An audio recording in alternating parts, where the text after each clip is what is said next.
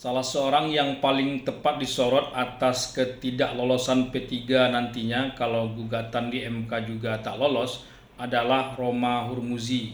Ia terlihat terlalu asik menari di atas gendang yang dimainkan orang lain. Ia terlihat lupa diri, mungkin juga terlalu terpukau dengan dirinya sendiri, retorikanya sendiri, pasca keluar bebas sebagai pasien rawat inap di KPK. Romi seperti dimakan oleh omongannya sendiri, mengaku paling tahu tentang Jokowi, ternyata ia sebetulnya tak tahu sama sekali siapa itu Jokowi. Sesuatu yang seharusnya ia segera berhenti memperbaiki tempat berdirinya, tapi ia memilih lanjut terus, bahkan tancap gas dan menerabas yang akhirnya P3 menjadi korban. Mungkin apa yang dijalankannya adalah keputusan partai, tapi sebagai juru bicara yang lihai, semestinya ia juga bisa memoles agar sikap partai itu lebih enak didengar.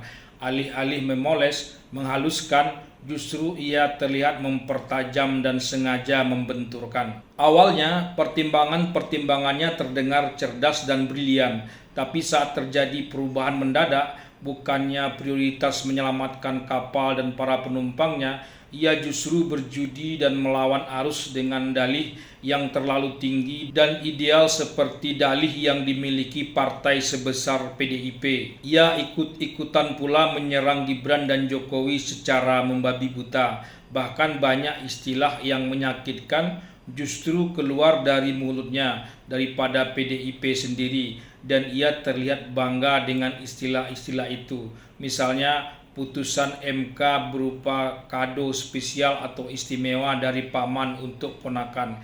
Ia tak berhenti sampai akhir. Tak ada yang salah, tapi apa yang spesifik yang membuat P3 rugi sebetulnya bukan pada poin itu, tapi lebih pada persoalan internal dan keputusan-keputusan partai itu sendiri.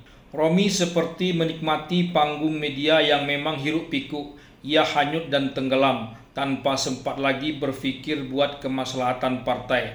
Ada sinyal pengurus dan kader P3 yang menyeberang ke Prabowo Gibran, tapi tak dibaca secara mendalam dan serius. Ternyata pemilih P3 memang lebih condong kepada pasangan Prabowo Gibran. Kini nasi sudah menjadi bubur. P3 seperti tak bisa lagi ditolong. Gugatan di MK pun terasa sepi. Sandiaga Uno yang diharapkan bisa menolong ternyata ikut tenggelam. Lari dari Gerindra suatu kesalahan. Romi juga sudah agak jarang kini tampil. Parpol yang sempat terlempar dari DPR biasanya justru sulit masuk lagi ketimbang parpol baru.